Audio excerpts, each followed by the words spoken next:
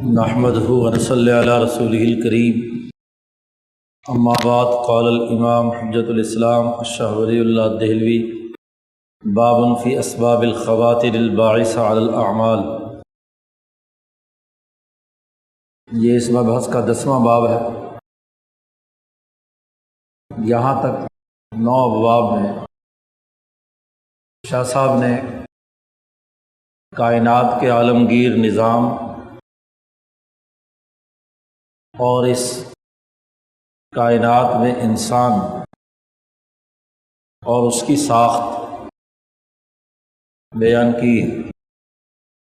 کائنات کیا ہے، انسان کے گرد و پیش کا ماحول کیسا ہے، خود حضرت انسان کی ساخت، اس کی حقیقی نوعیت، اس کی جبلت، اس کی فطرت، اور اس کے نوعی تقاضوں کے تحت اس کے لیے ایک نظام کار کی ضرورت وغیرہ وغیرہ، یہ پیچھے 9 ابواب میں شاہ صاحب نے بیان کیے۔ علم اسرار الدین کی تعریف یہ کی گئی تھی کہ وہ ایک ایسا علم ہے جس میں انسانی معاشرے کے لیے جو نظام بنایا جاتا ہے،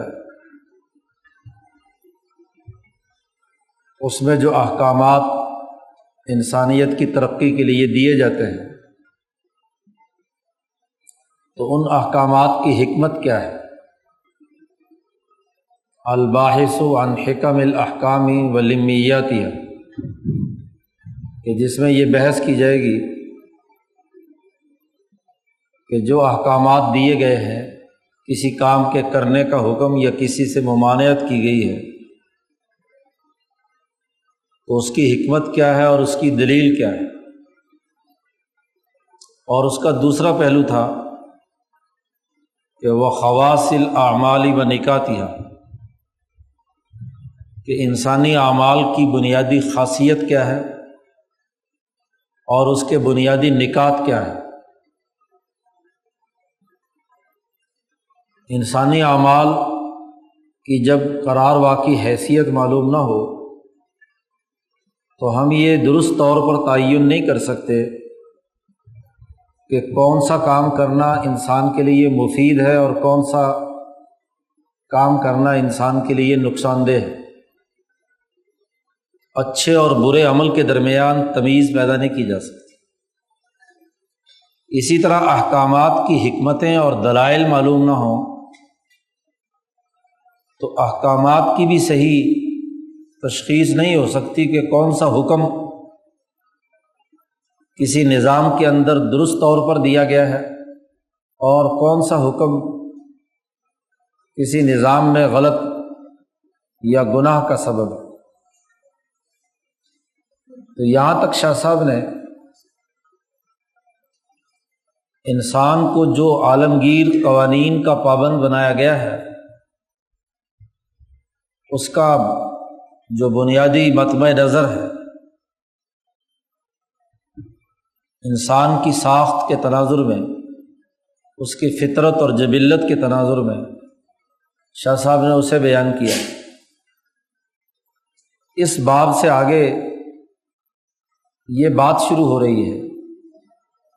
کہ انسانی اعمال کیا ہوتے ہیں، اعمال پیدا کیسے ہوتے ہیں، وجود میں کیسے آتے ہیں، پھر اس عمل کا انسانی زندگی پر کیا اثر پڑتا ہے، اس کی روح پر، اس کے نفس پر۔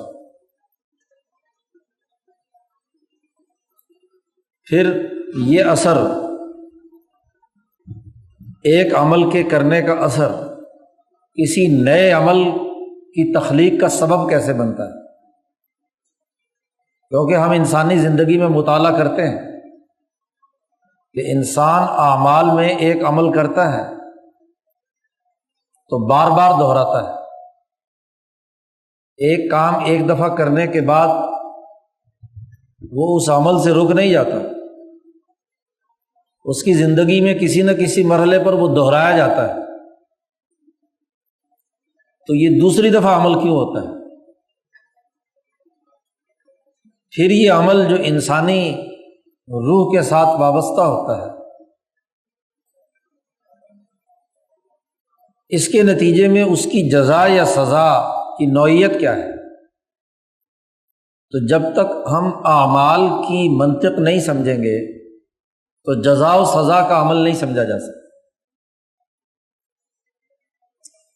خود عمل کی پیدائش کا تسلسل، اس کا سسٹم، اس کے مختلف مرحلے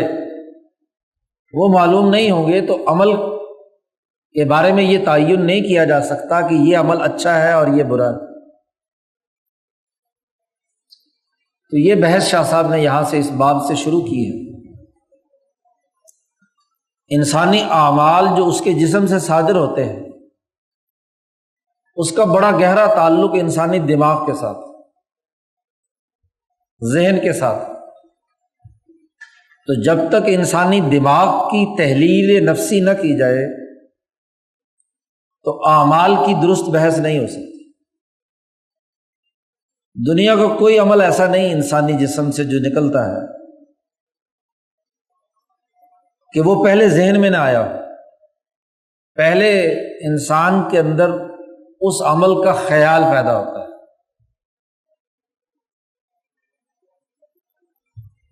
انسان سے عمل سرزد ہو جائے اور اس عمل کا اسے خیال نہ ہو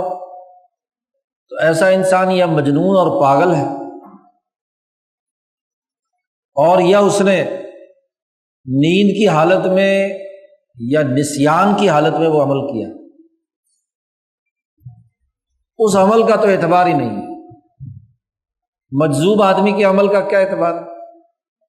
اس پر کوئی حکم جزا و سزا کا نہیں لگایا جا سکتا۔ ایک آدمی سوتے میں ایک حرکت کر رہا ہے، ظاہر ہے تب بھی ہم کوئی اس پر حکم نہیں لگا سکتے۔ انسان کے جن احکامات پر اچھے یا برے ہونے کا حکم لگتا ہے وہ ضرور سب سے پہلے اس کے خیال میں آتا ہے۔ یہ جو ذہن میں خیال آتا ہے، جو سبب بنتا ہے عمل کا، یہ خیال کہاں سے آتا ہے؟ کیونکہ جب تک اس پورے سسٹم کو، سائیکل کو ہم نہیں سمجھتے اس وقت تک ہم آخری نتیجے تک نہیں پہنچ سکتے۔ عمل کا سبب خیالات کا مجموعہ ہے۔ خیالات جب انسانی دماغ میں کسی کام کے سلسلے میں یلغار کرتے ہیں، ایک خیال آیا، پھر دوسرا آیا، پھر تیسرا آیا اسی چیز کے بارے میں، یہ خیالات کی یلغار انسان کو مجبور کرتی ہے کہ وہ اس کام کرنے کا ارادہ باندھے۔ ارادہ بھی ایک اصطلاح ہے۔ ارادہ نفس کی اس کیفیت کا نام ہے کہ جب ایک چیز کے خیالات اتنی شدت کے ساتھ انسانی دماغ میں آئیں کہ اس کے نتیجے میں انسانی جسم کی تمام قوتیں، اس کا دماغ، اس کا ہاتھ، اس کا پاؤں، اس کی آنکھ، اس کے کان، اس کے ناک، ہر چیز جتنی بھی قوتیں ہیں،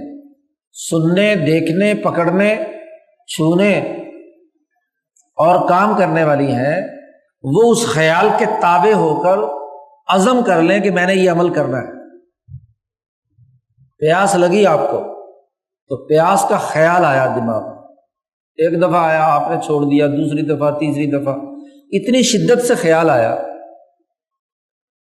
کہ آپ کا نہ صرف معدہ، زبان، بلکہ تمام اعضاء مطالبہ کر رہے ہیں کہ پانی کی کمی ہو چکی ہے اور ہمیں پانی چاہیے، اور سب مل کر متفق ہو کر عزم کرتے ہیں کہ اب پانی ضرور پینا ہے، تو وہ زبان سے پکارے گا کہ پانی لاؤ، یا اٹھ کر پانی کے پاس جائے گا اور پانی پیے گا۔ عمل کیا اس نے، تو پانی پینے کا ارادہ کیا۔ مثلاً روزے کی حالت میں ہے تو جسم تو پکار رہا ہے، ساری قوتیں پرعزم ہیں، لیکن وہ ایک حکم کے سبب سے اپنے اس خیال پر جو اس کی طبیعت میں بھی ہے، اس کے دل میں بھی ہے، اس کے دماغ میں بھی ہے، وہ اس پر عمل نہیں کر رہا، اس نے ارادہ نہیں باندھا پانی پینے کا روزے کی حالت کی وجہ سے۔ تو ارادہ خیالات کے مجموعے اور خیالات کے نتیجے میں پیدا ہونے والے عزم کو کہتے ہیں، لیکن اس ارادے سے پہلے خیال آئے گا۔ اب محققین نے تو، ہمارے مفسرین نے تو یہ خیال جو سب سے پہلے آپ کے دماغ میں آیا اور ارادہ بننے تک اگر اس کی 100 ڈگریاں بنائی جائیں تو عربوں نے تو خیالات کے تسلسل کے ہر مرحلے کا الگ الگ نام رکھا۔ خود قرآن میں اس خیال کے لیے دسیوں الفاظ استعمال کیے گئے۔ عربی زبان اتنی وسیع اور عمدہ اور جامع ہے کہ خیال کے ارادہ بننے تک کے پورے پروسیس جو دماغ کے اندر ایک تسلسل کے ساتھ آتا ہے، ہر مرحلے کے لیے ایک نیا نام، نیا عنوان۔ یہاں اس کے لیے عربی میں لفظ استعمال کیا گیا ہے خاطر، جس کی جمع خواطر آتی ہے۔ خواطر ہو، ہمس ہو، ارادہ ہو، عزم ہو، ہمت ہو، اور اس کے درمیان سینکڑوں الفاظ ہیں۔ ماہر جو عربی ادب کے ماہرین ہیں، لغات کے ماہرین ہیں، انہوں نے ان تمام کی ترتیب بیان کی۔ خیر، یہ الگ ایک بحث ہے۔ یہاں شاہ صاحب بات کر رہے ہیں مطلقاً خیال کی، کہ یہ خیالات جو اعمال پر انسان کو ابھارتے ہیں، تو سب سے پہلا خیال یا یہ خیالات کا مجموعہ، اس کی پیدائش کا سبب کیا ہے؟ شاہ صاحب نے عنوان قائم کیا کہ ان خیالات کے اسباب میں یہ باب ہے جو خیالات انسان کو اعمال پر ابھارتے ہیں، الباعثۃ علی الاعمال۔ پچھلی ساری بحث یاد رہے گی تو شاہ صاحب کی یہ بات سمجھ میں آئے گی۔ یا شاہ صاحب کہتے ہیں اعلم،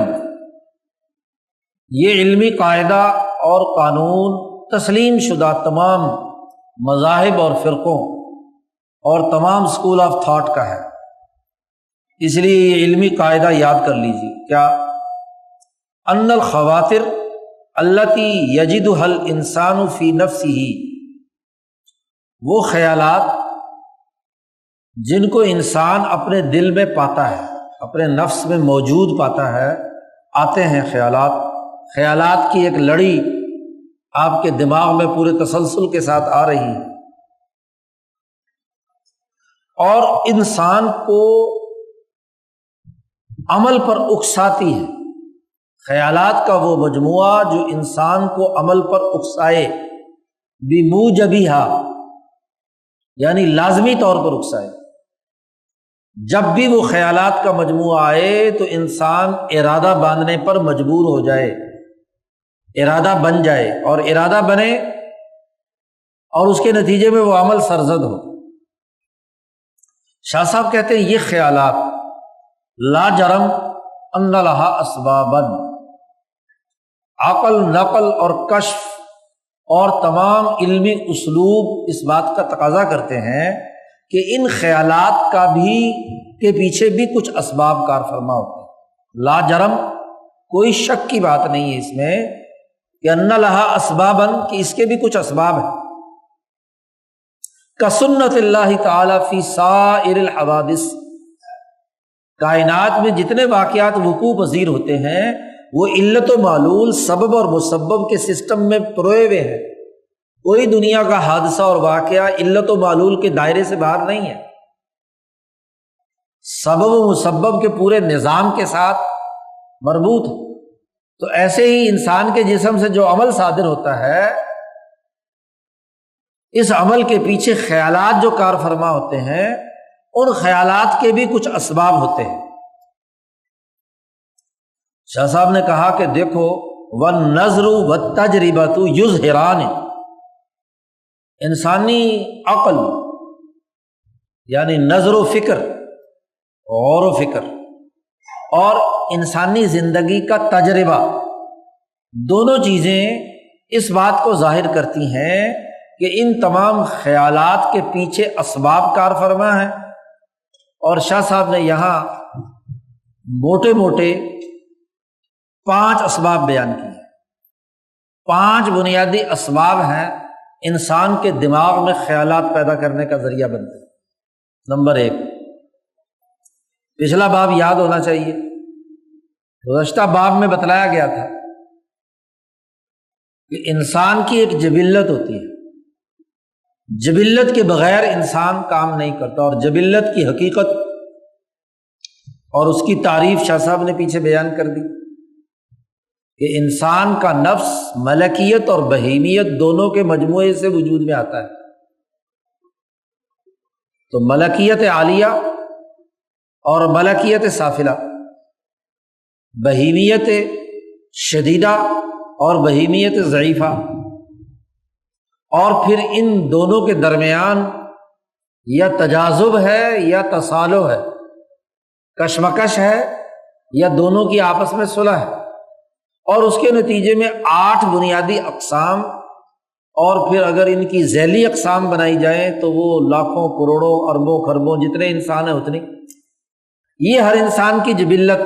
کے بنیادی پیچھے قواعد شاہ صاحب نے بیان کر دی۔ شاہ صاحب کہتے ہیں سب سے پہلے خیال جو انسان کے دماغ میں آتا ہے، اس کا پہلا بنیادی اور زوردار سبب انسان کی جبلت ہوتی ہے، منہا وہو اعظمھا، ان اسباب میں سے ایک، اور وہ سب سے بڑا اور عظیم ترین سبب ہوتا ہے جبلت الانسان التی خلق علیہا، انسان کی جبلت ہوتی ہے، جیسی جبلت ہوگی ویسا خیال آئے گا۔ جبلت کمزور اور پھسپھسی سی ہے تو خیال بھی بہت ہی کمزور اور پھسپھسا سا ہوگا، جبلت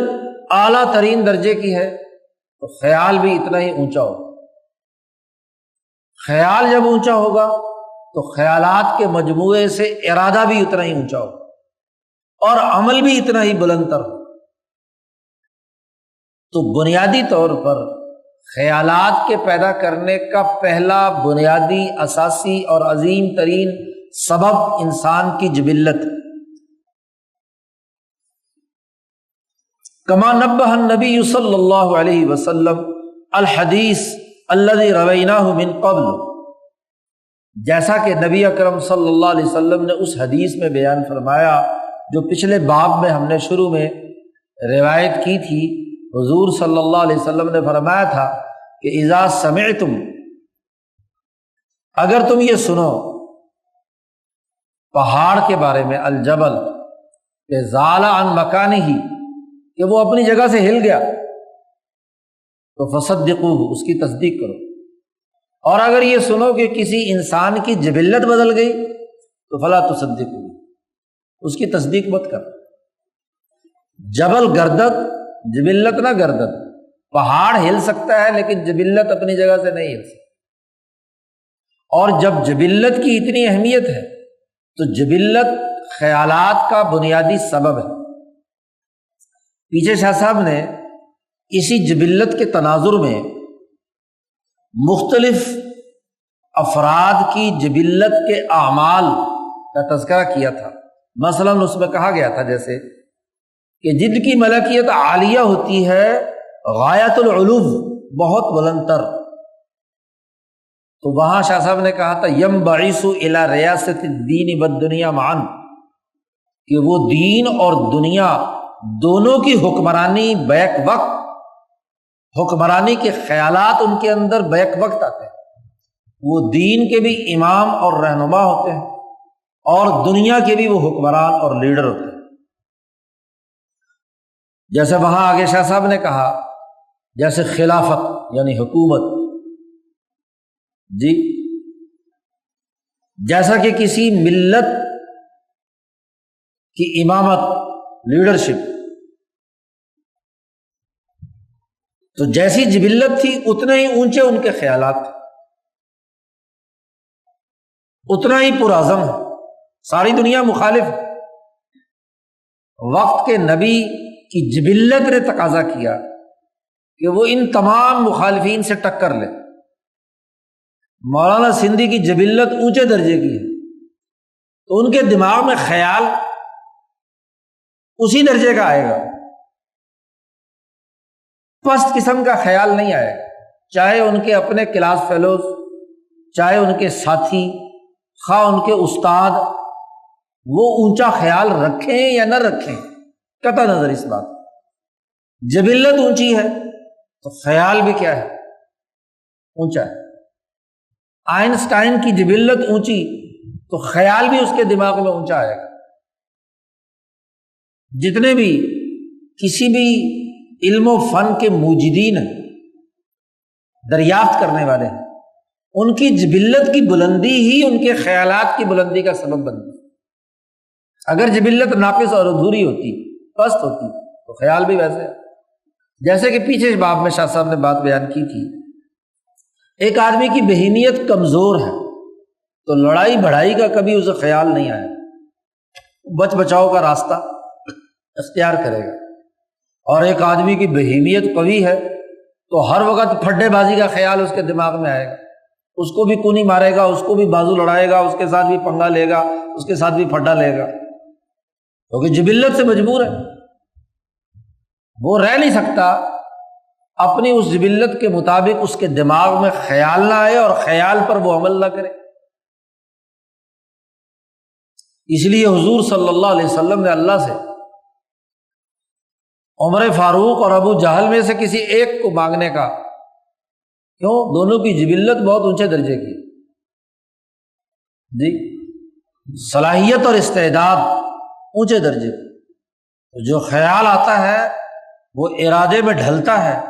اور جب عمر ارادہ کر لے اور ہمت کر لے تو دنیا کی کوئی طاقت اس کی خیال اور ہمت کو نہیں توڑ سکتی۔ ابو جہل کی جبلت بھی اونچی ہے، وہ جب کفر پر قائم ہوا تو موت کے وقت بھی کہتا ہے ان دو بچوں سے کہ میری گردن ذرا نیچے سے کاٹنا، جب گردنیں رکھی جائیں تو پتہ چلے کہ یہ سردار کی اور دلیر کی گردن ہے، یہ کسی کمزور کی نہیں ہے۔ کیا کہتا ہے؟ کہتا ہے کہ یہ محمد صلی اللہ علیہ وسلم نے یہ دو لڑکے، یہ کسانوں کے اور کاشتکاروں کے، ان بچوں سے میری گردن اتروا رہا ہے، یہ تو سب سے بڑی ذلت کی بات ہے۔ کاش کہ میں سردار تھا اور سردار کی گردن سردار اتارتا، برابر کی چوٹ ہوتی۔ یعنی تکبر ہے تو تکبر آخری موت کے وقت تک بھی قائم ہے، دنیا ادھر سے ادھر ہو جائے، ابو جہل اپنے اس تکبر سے الگ نہیں ہو سکتا۔ اب ابو جہل کا تکبر اور بڑائی جس ہدف کے لیے بھی ہے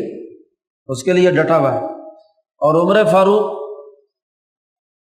ان کا خیال اللہ کے احکامات کے مطابق سسٹم بنانے کا ہے، تو موت کے وقت تک بھی کیا ہے؟ خیال ہے کہ یہ سسٹم، یہ نظام غالب کیسے ہوگا۔ لیظہرہ علی الدین کلہ کا خیال ان کے دماغ کا حصہ بن چکا، اس وقت بھی یہی خیال۔ تو سب سے پہلی چیز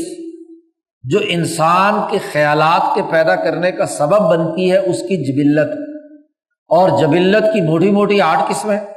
اور باقی ذیلی ہزاروں لاکھوں کروڑوں قسمیں۔ تو جیسی انسان کی جسم کی ساخت اور اس کی ملکیت یا قوت ملکیہ اور روحانیت کی ساخت ہوتی ہے، ویسے ہی خیالات اس کے اندر آتے ہیں، نمبر 1۔ نمبر 2، منہا مزاجہ الطبیعی،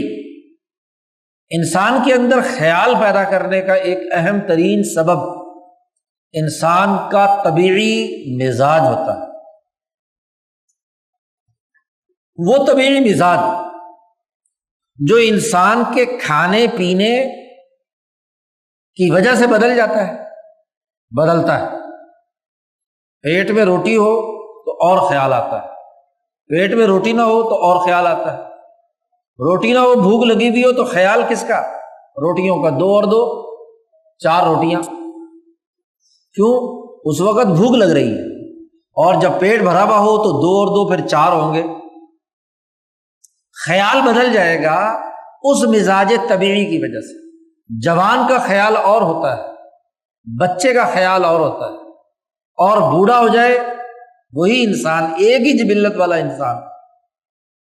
اس کی 3 بڑی حالتیں، بچپن، جوانی اور بڑھاپا،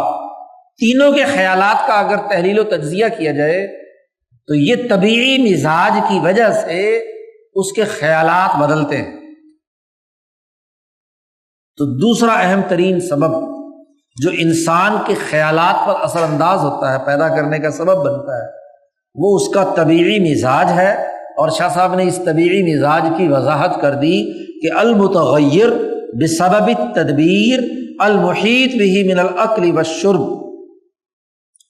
وہ اس سسٹم اور تدبیر کے سبب سے بدل جاتا ہے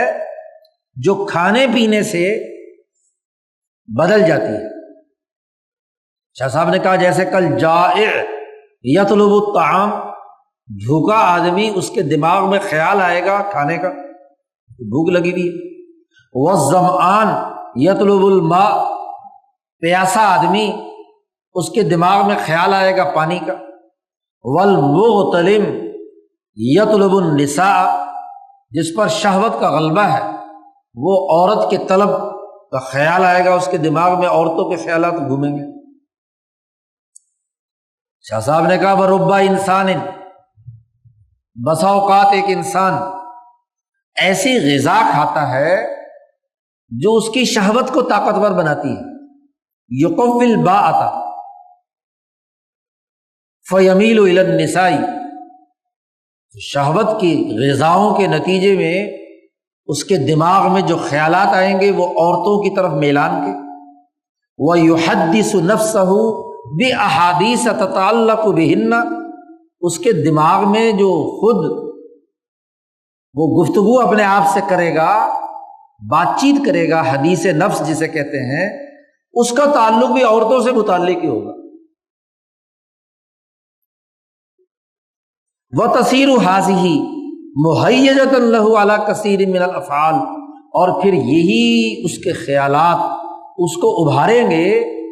بہت سے ایسے اعمال سے تعلق رکھنے والی جن کا عورتوں سے تعلق ہے۔ وہ عورتوں کے جمگھٹے میں جا کر بیٹھے گا، عورتوں میں گپ شپ لگانے کی کوشش کرے گا، جی وغیرہ وغیرہ۔ تو جیسا غذا یا جیسی حالت اس پر ہے، اس کے اثرات سے اس کے خیالات بدل گئے۔ ورب انسان، ایک انسان یغتذی غذاء شدیدا، وہ ایسی غذا کھاتا ہے جو غلیظ اور شدید ہے، فیقسو قلبہ، اس نے اس کا دل سخت کر دیا، ایسا سخت کر دیا کہ یجتری علی القتل، وہ دوسرے انسانوں کو قتل پر جرأت کر۔ غذا جو شہوت ابھارتی ہے اس کا تعلق نفس سے ہے، اور وہ غذا جو انسان کے دل کو سخت کر دیتی ہے، وہ دل کی سختی دوسرے انسانوں کو حقیر سمجھ کر قتل کرنے، حقیر سمجھنے، ان کو نیست و نابود کرنے سے تعلق رکھتی ہے۔ اور وہ یغضب فی کثیر مما لا یغضب فیہ غیرہ، اور وہ ایسے بہت سے مقامات پر غضبناک ہوگا کہ جس پر عام طور پر انسان، نارمل انسان غصے میں نہیں آتا، اس کا بلڈ پریشر ہائی،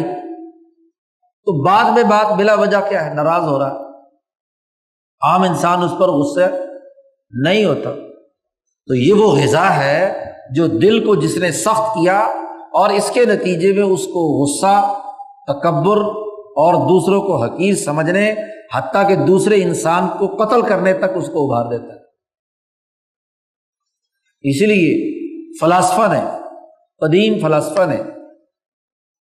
شہوت الطعام یا شہوت البطن کہ پیٹ کی شہوت، اور ایک شہوت شہوت الغضب، غصے کی شہوت، یہ غصے کی شہوت دوسرے انسانوں کو حقیر سمجھنے اور قتل کرنے سے تعلق رکھتی ہے، اور یہ شہوت البطن یا شہوت الفرج یہ انسان کو کیا ہے، عورتوں سے تعلقات بنانے کی طرف اس کے خیالات کو اس کے اندر پیدا کرتا ہے۔ شاہ صاحب نے کہا کہ اگر یہی دو انسان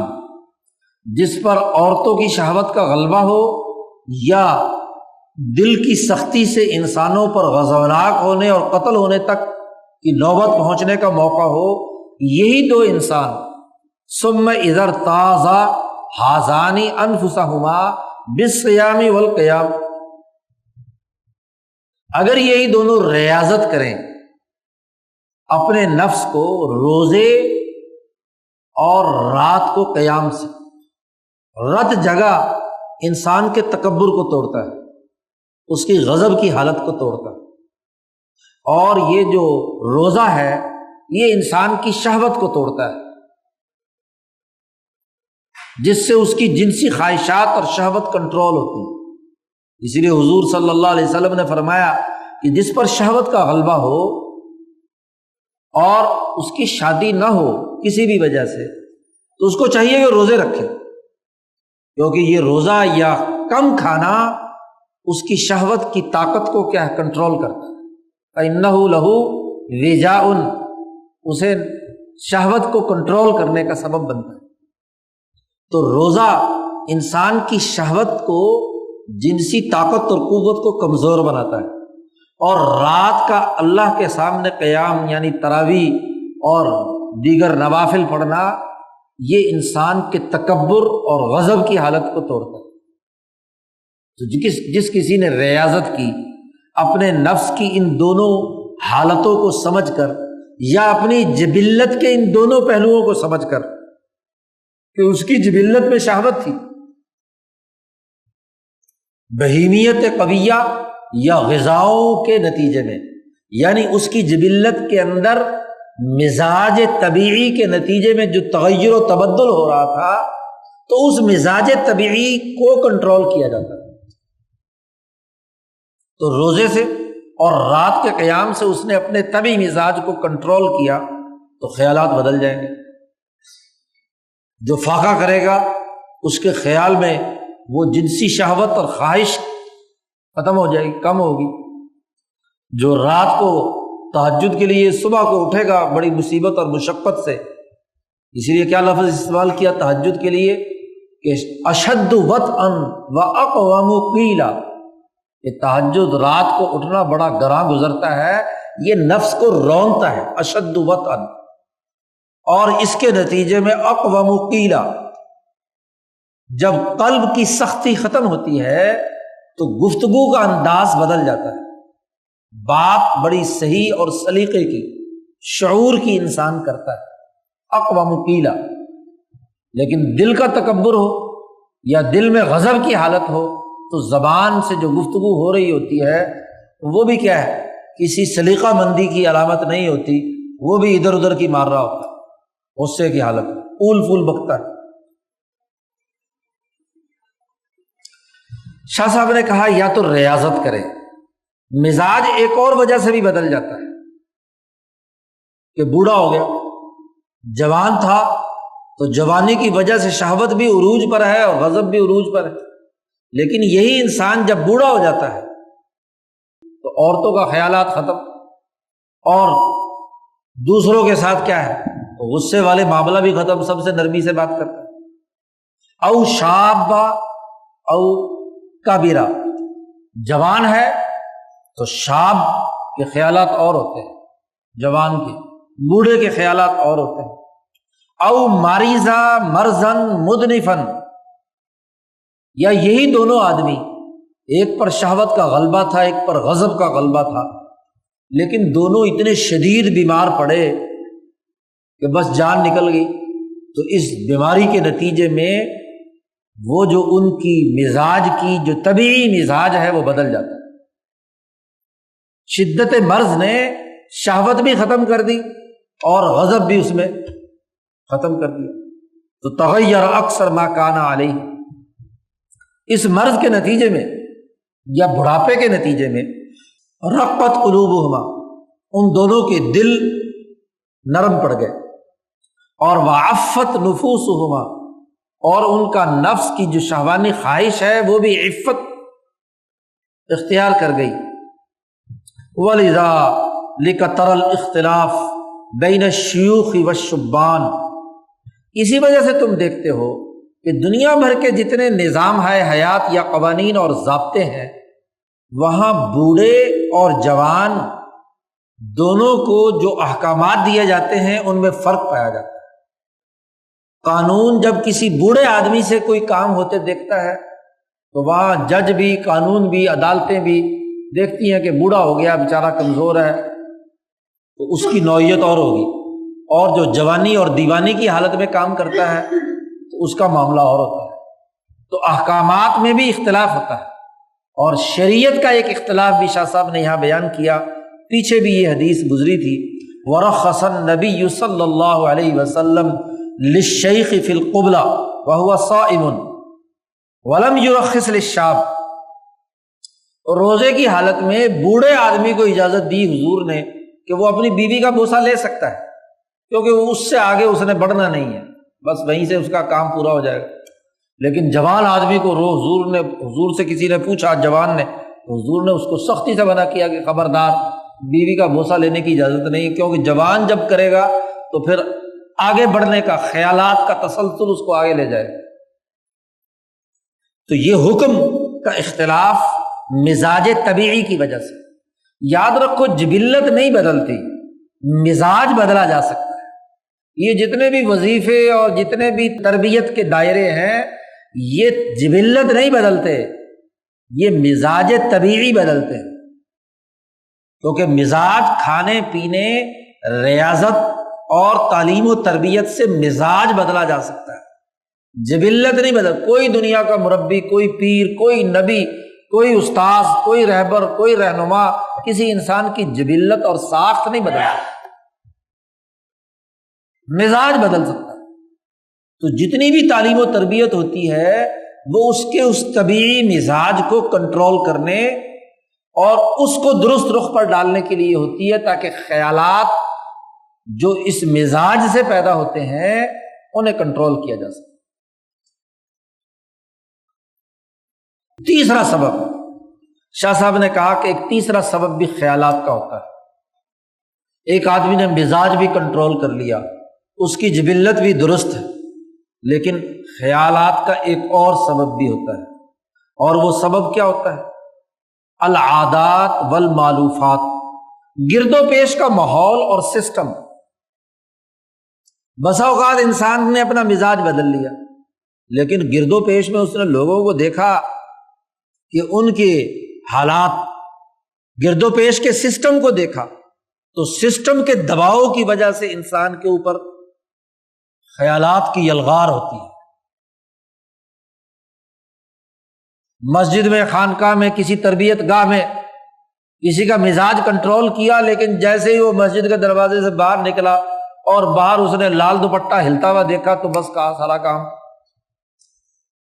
ماحول بدل گیا۔ ماحول بدل گیا تو خیالات کی یلغار دوبارہ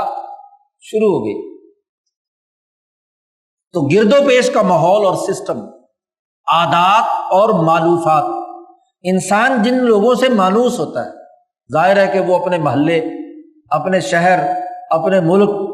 اپنے گرد و پیش کے جو رہنما اور لیڈر، سیاسی رہنما، لیڈر وغیرہ، اس پورے ماحول، ماں باپ، گرد و پیش کے اس چیزوں سے وہ مانوس ہوتا ہے۔ تو فَإِنَّ مَنْ أَكْثَرَ مُلَابَسَةِ شَيْءٍ، جو آدمی کثرت سے کسی خاص ماحول میں رہے اور وَتَمَكَّنَ مِنْ لَوْحِ نَفْسِهِ مَا يُنَاسِبُهُ مِنَ الْهَيْئَاتِ وَالْأَشْكَالِ، تو جو حیات و اشکال اس کے گرد و پیش میں ہوتی ہیں، مَالَ إِلَيْهِ كَثِيرٌ مِّنْ خَوَاطِرِهِ، انسان کے بہت سے خیالات ادھر ہی میلان رکھتے ہیں۔ اس لیے انسان مثلاً کپڑا پہننے کا خیال اس کو آتا ہے اپنے گرد و پیش کے، ماں باپ کے اور گرد و پیش کے، جو نیا فیشن آیا ہے اس فیشن کے نتیجے میں وہ اپنا لباس مثلاً پہنتا ہے، حالانکہ اس کا اپنا مزاج اس طرح کا نہیں ہوتا بسا اوقات، لیکن کہ جی لوگ کیا کہیں گے، جی آپ نے کیسا لباس پہن رکھا ہے۔ تو جیسا ماحول یا جیسا نظام ہوتا ہے، جسے کہتے ہیں نا جیسا دیس ویسا بھیس، جیسا دیس ویسا بھیس، تو گرد و پیش کا نظام آپ پر اثر انداز ہوتا ہے، ان کے رویے، ان کا کردار، ان کی عادات، ان کی معلومات آپ پر اثر انداز ہوتے ہیں، آپ کے خیالات بنانے کا سبب بنتے ہیں۔ نمبر 4، بسا اوقات یہ ہر آدمی کے لیے نہیں ہے، یہ 3 پہلی والی باتیں تو ہر انسان کے لیے، ہر انسان کے خیالات، جبلت، طبیعی مزاج، گرد و پیش کا ماحول اور نظام، یہ تو ہر انسان پر اثر انداز کسی نہ کسی درجے میں ہوتی ہے۔ یہ جو اگلی بات آ رہی ہے، چوتھا سبب، شاہ صاحب کہتے ہیں بسا اوقات بعض لوگوں کا نفس ناطقہ، اور نفس ناطقہ کی کئی دفعہ پہلے تشریح ہو چکی ہے کہ جہاں قوت ملکیہ اور بہیمیہ دونوں کا جو مقام اتصال ہے، ملنے کا مقام ہے، اسے نفس ناطقہ کہا جاتا ہے۔ بعض اوقات یہ نفس ناطقہ انسان کے اندر ایک کیفیت طاری ہوتی ہے کہ وہ بہیمیت کی قید سے آزاد ہو جاتا ہے۔ فَتَخْتَطِفُ مِنْ حَيِّزِ الْمَلَئِ الْأَعْلَى مَا يُيَسِّرُ لَهَا مِنْ حَيَّةٍ نُورَانِيَّةٍ، ایک دم ایک نورانی کیفیت اس پر طاری ہوتی ہے، جس کو صوفیہ کی اصطلاح میں خطرہ حقانی کہتے ہیں۔ یہ انسان کے اپنے اختیار میں نہیں ہوتا، یہ آدمی اپنے کسب سے حاصل نہیں کر سکتا۔ بس اوقات کسی انسان کو اللہ اپنی طرف کھینچنا چاہتا ہے تو مالا اعلیٰ کی جانب سے ایک دم اس کی روح کو اپنی طرف کھینچا جاتا ہے، تو وہ بہیمیت کی قید سے آزاد ہو کر اس خاص نورانی کیفیت کے ماحول میں داخل ہوتا ہے، اور اس کو ایک خاص قسم کا انس اور اللہ سے ایک خاص قسم کا اطمینان اس کے اوپر طاری ہوتا ہے، اور یہی خیال جو اچانک آیا، خطرہ حقانی جسے کہتے ہیں، یہی اس کو کسی کام کے کرنے کا عزم اور ارادہ باندھ دیتا ہے۔ صوفیہ پر یہ احوال کثرت سے طاری ہوتے ہیں، خاص طور پر جو مراقبے کی حالت میں ہوتے ہیں، وہ کسی اسم الہی کا جب وہ مراقبہ کرتے ہیں، یعنی اپنے ملکی روح کو جب وہ ملائے اعلیٰ کی طرف یکسو کر کے اللہ کی طرف متوجہ کر کے بیٹھتے ہیں، تو کسی وقت ضروری نہیں کہ ہر ایک آدمی کو مراقبہ کرنے والے کو یہ کیفیت ہو، اللہ کی طرف سے خاص انعام اس کو ہو، اس کی روح کو اپنی طرف کھینچ لیتا ہے اور ایک درم اس کا پورا وجود نورانی بن جاتا ہے، اور وہ اس کے عزم کو اور خیال کو پختہ بنا دیتا ہے۔ یہ جب اس کی مشق کرتے ہیں، یہ خیال جب آتا ہے تو یہ خطرہ حقانی اس کو کہا جاتا ہے، یہ خطرہ نورانی کہا جاتا ہے۔ یہ انسان کو بہیمیت کی قید سے مکمل آزاد کر کے اس لمحے میں، یاد رکھو یہ سیکنڈوں کی بات ہوتی ہے، یہ ایسے ہی ہے جیسے بجلی گرتی ہے نا آسمان سے تو سیکنڈوں میں کام کرتی ہے، درخت پر گری، کسی پول پر گری، کسی عمارت پر گری، بس آئی سیکنڈوں میں اور فوراً بارقہ بارقن اسے کہتے ہیں کہ ایسا برق آئی اور چلی گئی، لیکن اس کے وجود کے اندر خیالات کی ایک نئی دنیا بسا گئی۔ انبیاء کا معاملہ تو الگ ہے، انبیاء پر جب وحی آتی ہے تو وہ وحی تو نبی کے مکمل وجود کو کنٹرول کر کے اس کو خیالات کی ایک نئی دنیا یعنی مالا اعلیٰ میں پہنچا دیتی، اور وہاں سے جو وحی الہی نازل ہوتی ہے تو وہ بالکل ہی ایک نیا تجربہ ہے، وہ ظاہر ہے کہ عام انسان کا معاملہ نہیں ہے۔ لیکن انبیاء کے علاوہ جو اولیاء اللہ ہیں، علماء ربانیین ہیں، ان پر یا کسی اور انسان پر جس کو اللہ تعالیٰ کھینچنا چاہے، جذب، اس کو جذب کہتے ہیں کہ جہاں اللہ کھینچتا ہے، انسان کے اپنے کسی قسم کا کوئی عمل دخل نہیں ہوتا، تو اس کیفیت میں اس کے اندر ایک عزم، ایک ارادہ، ایک خیال کی پختگی ایسی بیٹھتی ہے کہ پھر اگلی ساری زندگی وہ اسی خیال کو پورا کرنے کے لیے میدان عمل میں گزار دیتا۔ اور ظاہر ہے کہ یہ اسی نفس ناطقہ میں ہوتی ہے کہ جس کی جبلت کی جو ملکیت ہے وہ ملکیت عالیہ ہوتی ہے۔ عام طور پر ملکیت عالیہ ہی ہوتی ہے جو دراصل اس کو بہیمیت کی قید سے آزاد کر کے مالا اعلیٰ کے ساتھ جوڑ دیتی ہے۔ تو خیالات کا ایک سبب یہ بھی ہے۔ اس لیے مولانا سندھی رحمۃ اللہ علیہ جب 1928 میں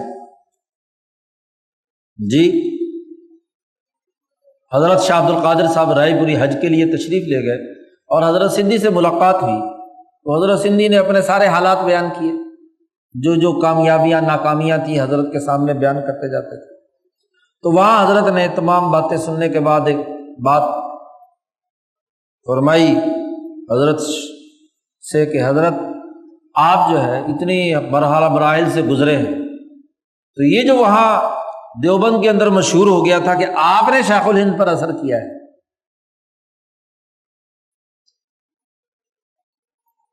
تو وہ کیا بات تھی؟ تو شیخ حضرت سندھی رحمۃ اللہ علیہ نے فرمایا کہ نہیں، یہ تو حضرت شیخ الہند کی وہ حالت تھی جو مالا اعلیٰ سے وابستگی کے نتیجے میں خیال کی پختگی، اور وہ خیال کی پختگی میرے اندر ابھی اتنی پیدا ہو چکی ہے کہ میں اس خیال سے کبھی ہٹنے والا نہیں، اس خیال سے میرا انحراف کسی صورت میں نہیں ہے۔ اور آج بھی اگر مجھے یہ پتہ چل جائے کہ میں جو کام کر رہا ہوں اس سے میرا استاد شیخ الہند مولانا محمود حسن رازی نہیں ہے، تو ایک لمحے کے لیے میں سب کچھ چھوڑ کر قربان کر دوں گا، لیکن مجھے یقین ہے کہ شیخ الہند کی روح جو میرے ساتھ وابستہ ہے وہ سمجھتی ہے کہ جو میں خیال رکھتا ہوں یا جو میرے خیال میں ہے وہ ٹھیک ہے، میں قائم ہوں، ساری دنیا میری مخالف ہے تو کوئی بات نہیں، ناکامیاں میرے پاس آئی ہیں تو کوئی حرج کی بات نہیں، مجھے اپنے خیال سے دنیا کی کوئی طاقت نہیں روک سکتی۔ اسی کو مولانا سندھی نے شاہ ولی اللہ کی سیاسی تحریک میں لکھا ہے، تلک خیالات تربا بہا اطفال الطریقہ، یہ جو اونچے درجے کے خیالات ہیں یہی تو طریقت کے بچوں کی پرورش کرتے ہیں، ان کو ان کے خیال کی سربلندی، ان کی پختگی اور ان کی عزم اور ہمت کو بڑھانے کے لیے یہ بلند خیالی ہی ایک نتیجہ پیدا کرتا ہے۔ 13 سال کا بچہ ہے یوسف علیہ السلام، اور ان کے خیال میں یہ بات آئی کہ میں تخت پر بیٹھا ہوں اور سورج اور چاند اور 11 ستارے میرے سامنے سجدہ ریز۔ یہ خیال کسی ناکارہ آدمی کو تو نہیں آ سکتا، یہ خیال اسی کو آئے گا جس کی ملکیت عالیہ ہو، یعنی 13 سال کے بچے کے دماغ میں حکمرانی کا خیال، غلبے کا خیال جی، یہ خیال ہے جو یوسف علیہ السلام کی پوری اگلی زندگی کا ہدف، جس کے لیے وہ کردار ادا کرتا۔ تو خیال اگر ملکی ہے، خطرہ حقانی ہے، تو وہ بھی انسانی زندگی کے لیے ایک کردار ادا کرتا ہے۔ نمبر 5، پانچویں ایک اور چیز بھی انسان پر اثر انداز ہوتی ہے، اور یہ ہے کہ انسان کی بہیمیت جس پر شیطان کا تسلط ہو جائے، اس کو کہتے ہیں خطرہ شیطانی۔ خطرات کی جو اقسام صوفیہ نے بیان کی ہیں ان میں اس کو کہتے ہیں خطرہ شیطانی۔ شاہ صاحب کہتے ہیں ان بعض النفوس الخسیسہ تتاثر بالشیاطین، کہ بعض خسیس اور پست قسم کے انسانی نفوس ایسے ہوتے ہیں جو شیاطین سے متاثر ہوتے ہیں، شیطانوں سے متاثر ہوتے ہیں اور شیطانوں کے رنگ میں رنگے جاتے ہیں، اور جو خیالات شیطانوں کے ہوتے ہیں وہی ان کے دماغ کے اندر پیدا ہوتے ہیں، اور اسی کے نتیجے میں ان کے دماغ میں ویسے ہی ارادے اور ویسے ہی عزائم آتے ہیں۔ تو شیاطین کے اثر سے انسان خیالات بدلتے ہیں، خیالات پیدا ہوتے ہیں، یہ بھی ایک سبب ہے۔ قرآن نے کہا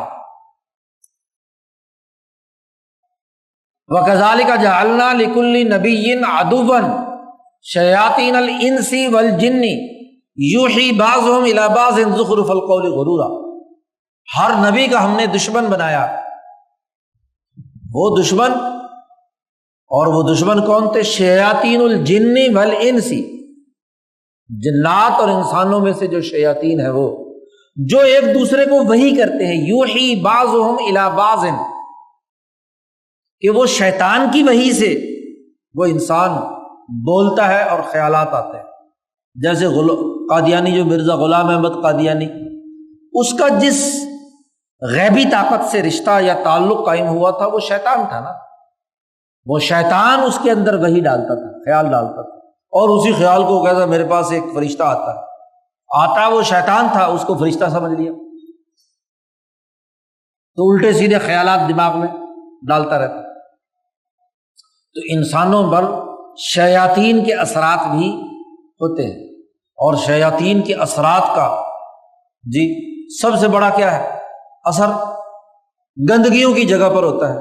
اس لیے بیت الخلاء جاتے وقت کی دعا سکھائے گی، اللہم انی اعوذ بک من الخبث والخبائث۔ خبث و خبائث کون ہے؟ شیاطین ہے،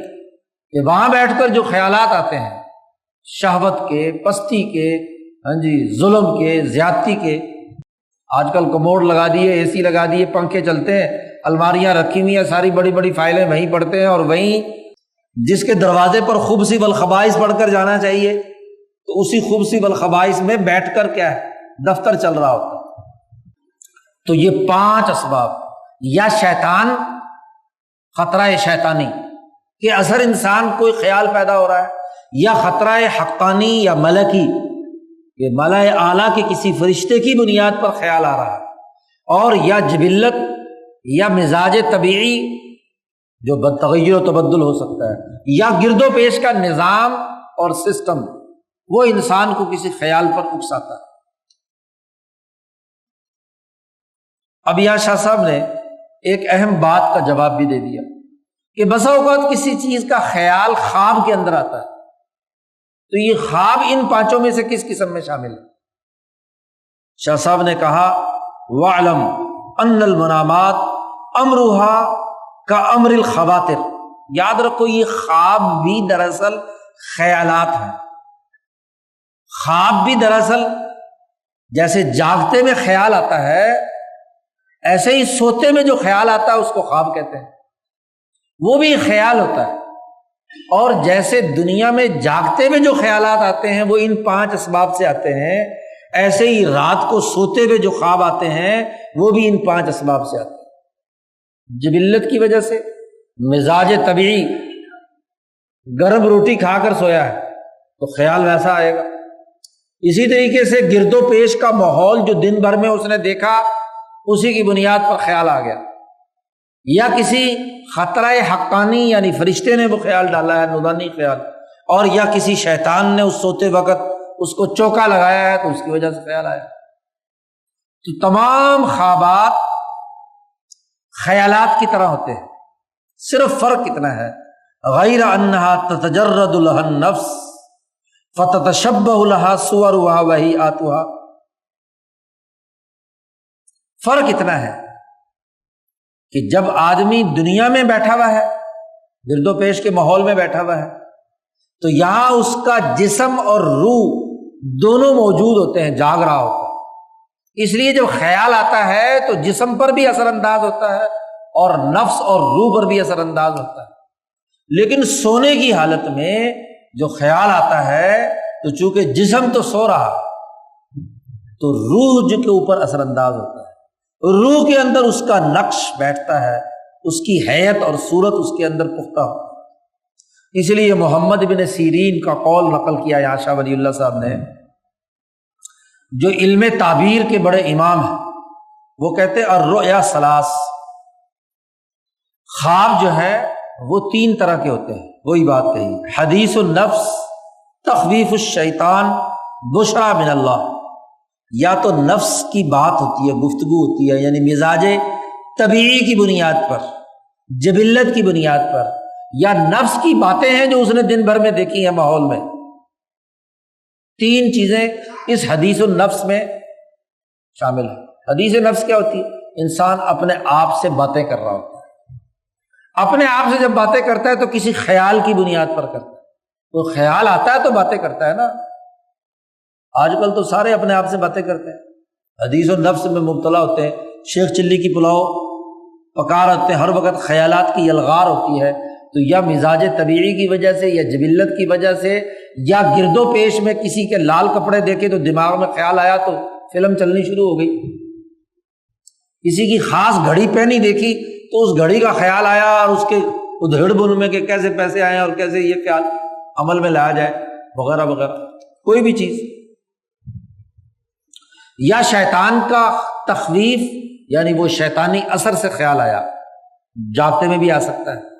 اور یا بشرا من اللہ، یا اللہ کی طرف سے خوشخبری یعنی مالا اعلیٰ کی طرف سے یا کسی فرشتے کی طرف سے کوئی نورانی خیال آپ کے اندر آیا، خواب آیا، تو اس کو اللہ کی طرف سے بشرا کہا گیا، انعام قرار دیا گیا۔ تو خواب بھی خیالات، اور یاد رکھو یہ خیالات بھی ان پانچوں کی وجہ سے ہوتے ہیں۔ وہ قصہ تو آپ نے سنا ہوگا کہ ہارون رشید کی بیگم زبیدہ نے جو خواب دیکھا، اب اسے شرم آئی کہ محمد بن سیرین سے کیسے پوچھے وہ اپنے بارے میں، انہوں نے اپنی لونڈی کو بھیج دیا کہ جا محمد بن سیرین سے کہنا کہ میں نے خواب دیکھا ہے۔ خواب کیا تھا؟ خواب دیکھا کہ ہزاروں لاکھوں لوگ جو ہے نا میرے ساتھ جمع کر رہے ہیں، لوگ جو ہے تعلق قائم کیے ہوئے، بڑی پریشان۔ وہ لڑکی گئی، وہ لونڈی گئی، جا کے محمد بن سیرین سے کہا کہ مجھے یہ خواب آیا، تو محمد بن سیرین نے اس کو دیکھ کر کہا کہ تیری شکل تو نہیں ہے خواب دیکھنے میں، تجھے یہ خواب نہیں آ سکتا، بارہ سچ سچ بتا خواب کسے آیا ہے؟ تو بیچاری مجبور ہو گئی، اس نے بتا دیا کہ جناب بیگم صاحبہ جو ہے ہارون کی بیگم مجھے زبیدہ کو خواب ہے۔ انہوں نے کہا کہ ہاں وہ یہ خواب دیکھ سکتی ہے، تمہارے بس کی بات یہ خواب دیکھنا نہیں ہے، کیونکہ تمہاری ملکیت اور تمہاری بہیمیت اس قابل نہیں ہے کہ تم اس طرح کا خواب دیکھو، تمہاری جبلت نہیں ہے۔ زبیدہ یہ خواب دیکھ سکتی ہے، اور پھر اس کی تعبیر بتلائی کہ زبیدہ ایسا کوئی نیکی کا کام کرے گی کہ جو کام جس کا فائدہ انسانیت کو اتنا ہوگا کہ سینکڑوں لاکھوں ہزاروں لوگ اس سے کیا ہے سیراب ہو۔ زبیدہ نے جو کام کیا اس کی آج بھی ٹوٹی پھوٹی نشانیاں مینا اور عرفات میں موجود ہے۔ نہر زبیدہ جو تھی دور دراز سے پہاڑوں میں سے نہر نکال کر عرفات کے میدان میں جہاں پانی نہیں ہوتا، مینا میں، مکہ میں، اس پوری نہر بنائی جس سے کئی 100 سال تک اس پانی سے لوگ حاجی سیراب ہوتے رہے۔ ابھی پچھلے دنوں تک اس کے کچھ آثار ابھی تک ہیں، پتہ نہیں اب نئی جو انہوں نے توڑ پھوڑ کی اس میں ختم کر دی ہوں۔ 2009 میں تو حضرت کے ساتھ جب ہم گئے ہم نے دیکھی تھی، اس کا کچھ حصہ ٹکڑے موجود تھے جہاں وہ نہر ابھی بھی موجود تھے، لوگ اسے ڈولوں سے پانی نکالتے۔ تو اب جیسا اس کا خیال تھا اس کی جبلت کے مطابق تو تعبیر اس کے مطابق بنائی بتائی۔ اس لیے خواب دیکھنے والا کی حیثیت کی بنیاد پر بھی کیا ہے، خواب کا فرق پڑ جاتا ہے۔ ہر آدمی ایک ہی طرح کا خواب دیکھے تو ایک ہی قسم کا نتیجہ، جبلت کے فرق سے، مزاج طبیعی کے فرق سے، گرد و پیش کے ماحول اور عادات کے فرق سے خیالات مختلف ہو جاتے ہیں۔ تو اس باب میں شاہ صاحب نے انسانی ذہن کی تحلیل نفسی کی ہے کہ کسی بھی انسانی ذہن میں جو خیال آتا ہے ان 5 کے دائرے سے باہر نہیں، یا جبلت یا مزاج، انسان کا جو مزاج طبیعی ہے، یا گرد و پیش کا ماحول اور سسٹم۔ اب جبلت تو بدل نہیں سکتی، عمر فاروق کا غصہ ختم نہیں ہو سکتا چاہے وہ نبی کی صحبت میں بھی رہے، غصہ ان کا اسی طریقے سے عروج پر ہے۔ غصے کا رخ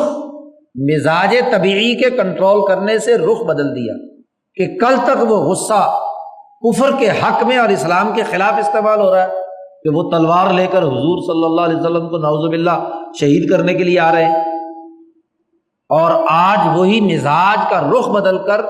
وہی غصہ کفر کے خلاف استعمال ہو رہا ہے۔ تو تربیت سے مزاج بدلتا ہے۔ اور دوسرا بنیادی کام سسٹم کی تبدیلی۔ یہ جو آپ لوگ جو تحریک چلاتے ہیں کہ جی سسٹم بدلنا چاہیے، جی اب سسٹم بدلو نا، ماحول بدلو نا، تو عام آدمی اس کے خیالات نہیں بدلے جا سکتے۔ وہ اگر تبلیغ میں چلہ لگا بھی لے، سال کسی پیر کے پاس پیری مریدی بھی کرائے، لیکن جیسے ہی وہاں سے نکل کر اس سسٹم میں جائے گا تو اس کا کیا دھرا سارا مٹی ہو جائے گا، کیونکہ وہ گرد و پیش کا ماحول اس پر اثر انداز ہوگا اور اس کے خیالات کو متاثر کرے گا۔ ہاں، سسٹم سے اگر نفرت ہے، سسٹم سے اگر علیحدگی ہے، تو سسٹم میں پیدا ہونے والی برائیوں سے نفرت کے نتیجے میں وہ ان خیالات کو اپنائے گا نہیں، اس کی دشمنی اور علیحدگی کا اعلان کرے گا۔ سرمایہ پرستی کے سسٹم، تکبر کے سسٹم، فحاشی اور یعنی کے سسٹم کے خلاف اگر مزاحمتی خیال اس کے اندر موجود ہے تو وہ اس سے متاثر ہونے کے بجائے، اس کے ساتھ مناسبت پیدا کرنے کے بجائے، اس کی عادت میں رنگنے کے بجائے مزاحمتی شعور رکھتا ہے تو مقابلہ کرے گا۔ تو اس لیے صوفیہ کی تربیت کے دو دائرے ہیں، ایک مزاج طبیعی کو بدلنا اور ایک گرد و پیش کے ماحول اور سسٹم کو بدلنے کی جدوجہد اور کوشش کرنا، یا اس سے برات کا اعلان کرنا۔ سسٹم نہ بھی بدلے لیکن وہ جو جماعت جو اس کے مقابلے میں مزاحمتی شعور رکھتی ہے وہ خود تو اپنے خیالات کو درست کر سکے، اور اسی طریقے سے ممکنہ طور پر جہاں جہاں شیاطین کے اثرات ہوں تو ان کے اثرات سے بچنے کے لیے کوشش کرنا کہ وہ مقامات جہاں شیطان خیالات کو بدلتا ہے تو شیطانی اعمال کی نفرت، گرد و پیش کے نظام کی نفرت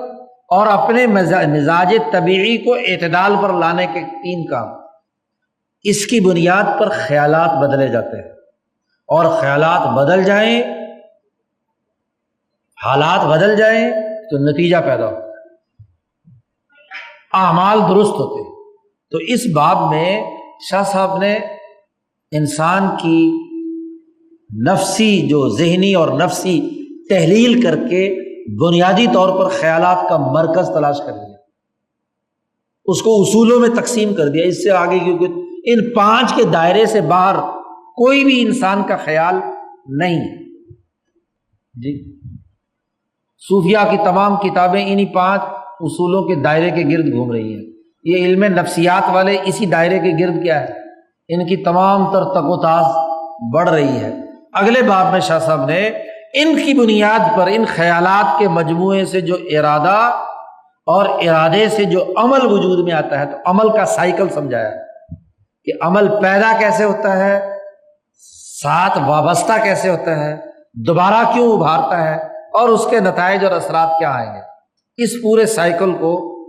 اگلے باب میں شاہ صاحب نے بیان کیا۔ یہ بات 5 یاد رہیں گی تو اگلا باب سمجھ میں آئے گا۔ آخر دعوانا ان الحمد للہ رب العالمین۔ چلیے جی۔